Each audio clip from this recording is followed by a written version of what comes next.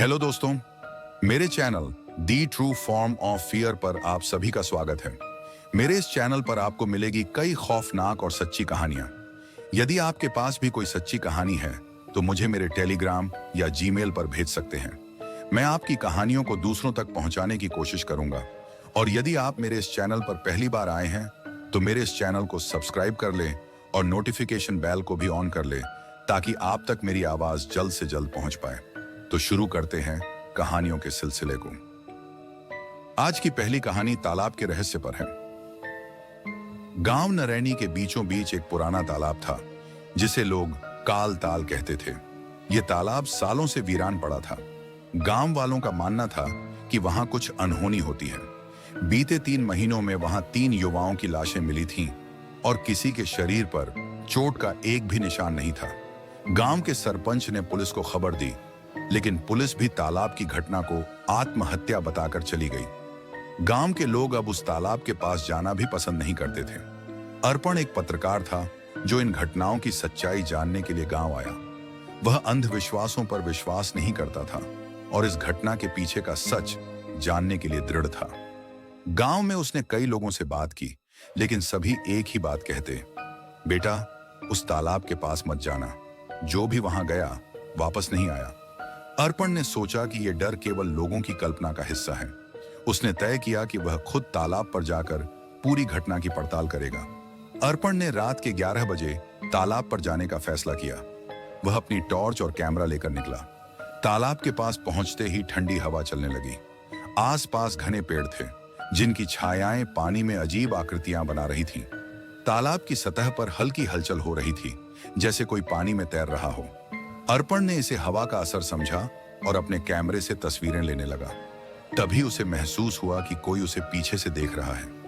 जब उसने पलटकर देखा तो कोई नहीं था, लेकिन हवा में एक अजीब सी गंध थी, जैसे सड़ी हुई चीजों की। जैसे ही अर्पण तालाब के पास बैठा, उसे किसी के रोने की आवाज सुनाई दी। आवाज तालाब के बीच से आ रही थी। वह घबराया, लेकिन उसने खुद को शांत किया और कैमरे का झूम तालाब के पानी पर फोकस किया। पानी के बीच से अचानक एक महिला का चेहरा दिखा। उसके लंबे बाल पानी में तैर रहे थे और उसकी आंखें सीधे अर्पण की ओर देख रही थीं। अर्पण के हाथ से कैमरा छूट गया। वह घबराकर पीछे हटने लगा, लेकिन उसके पैर जमीन में जम गए थे। महिला धीरे धीरे पानी से बाहर आने लगी। उसके चेहरे पर गहरे घाव थे और उसकी आंखों से खून बह रहा था। उसने चीखते हुए कहा, क्यों आए हो यहाँ? क्या तुम भी मरना चाहते हो? अर्पण ने भागने की कोशिश की, लेकिन वह गिर पड़ा। महिला ने अपना हाथ उसकी ओर बढ़ाया और उसकी आंखों में सीधा देखा। अचानक अर्पण को ऐसा महसूस हुआ जैसे उसका दम घुट रहा हो। किसी तरह अर्पण ने खुद को संभाला और तालाब से दूर भाग गया। गांव लौटने के बाद उसने गांव के बुजुर्गों से इस घटना के बारे में पूछा। तब उन्होंने उसे एक पुरानी कहानी बताई। सालों पहले उस तालाब के पास एक महिला की हत्या कर दी गई थी। वह गर्भवती थी और उसकी जमीन हड़पने के लिए उसे तालाब में फेंक दिया गया था। तब से उसकी आत्मा तालाब में भटक रही थी। वह हर उस इंसान को मार देती थी जो उसके तालाब के पास जाता था। अर्पण ने उस घटना की रिपोर्ट बनाई, लेकिन वह कभी उस तालाब पर दोबारा नहीं गया। कहते हैं उस रात के बाद से अर्पण ने अकेले में किसी से बात करना बंद कर दिया। उसके दोस्तों का कहना है कि वह अक्सर रात को किसी से माफी मांगते हुए बड़बड़ाता है। आज भी काल ताल के पास कोई नहीं जाता। लोग कहते हैं कि उस तालाब की गहराई में सिर्फ पानी नहीं, बल्कि मौत छुपी हुई है। यह दूसरी कहानी काली रातें पर है।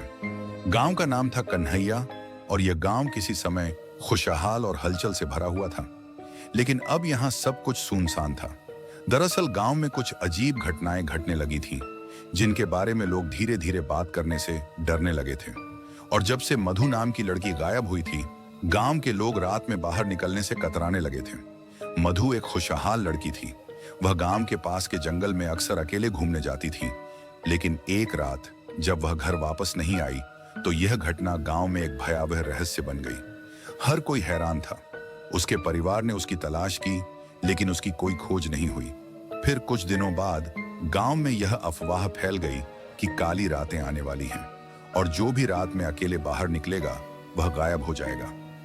रात का समय था और गांव की हवा में कुछ अजीब सा था। एक घना कोहरा सा छाया हुआ था जो रात को और भी डरावना बना रहा था। अचानक गांव की एक बुजुर्ग महिला की चीख सुनाई दी। लोग भागते हुए उसके पास पहुंचे और देखा कि वह डर से कांप रही थी। रात में किसी ने मेरे घर के दरवाजे को खटखटाया था और जब मैंने खोला तो बाहर कोई नहीं था, लेकिन मैंने उसकी सर्द सी सांसें सुनी।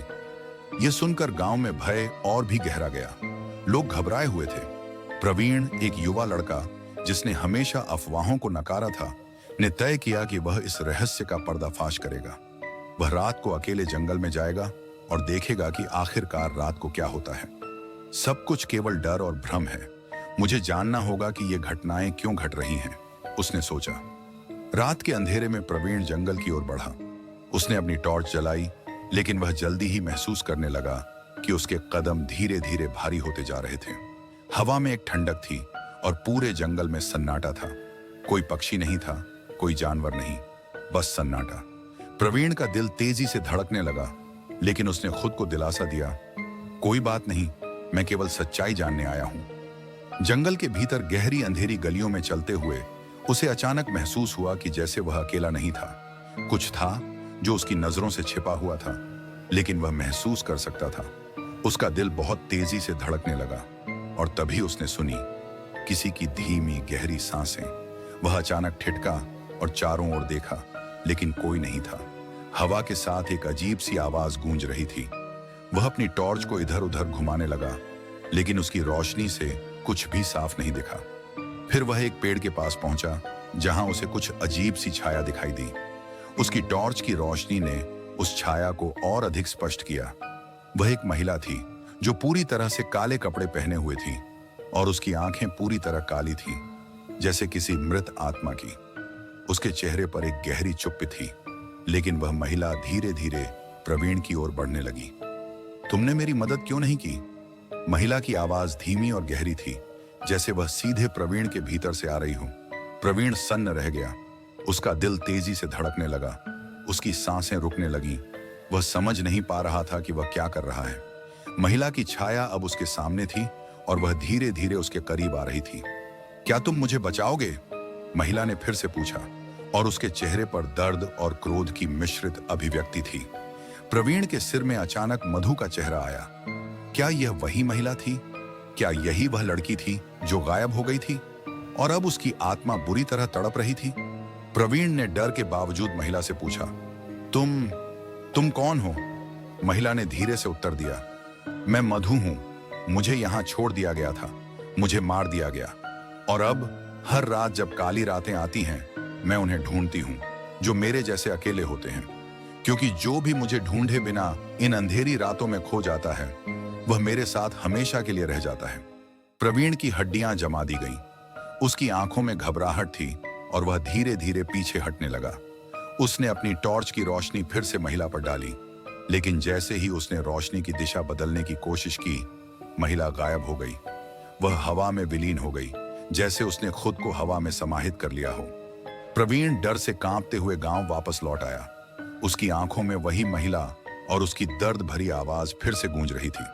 वह जान चुका था कि वह जो कुछ भी देख रहा था, वह कोई अफवाह नहीं था, वह सच्चाई थी और काली रातें अब उसे कभी चैन से जीने नहीं देंगी। गांव वाले कहते हैं कि कन्हैया में अब भी काली रातें आती हैं और जो भी किसी रात अकेले बाहर जाता है, उसकी वापसी नहीं होती। कहते हैं जब तक मधु की आत्मा को शांति नहीं मिलती, काली रातें हमेशा रहेंगी। काली रातें अब सिर्फ एक कहानी नहीं, एक चेतावनी बन चुकी थी। आज के लिए फिलहाल इतना ही। यदि आपने मेरे चैनल को सब्सक्राइब नहीं किया तो जल्दी से कर लें और जुड़े मेरे साथ। मिलते हैं किसी और रात को किसी और की कहानी के साथ।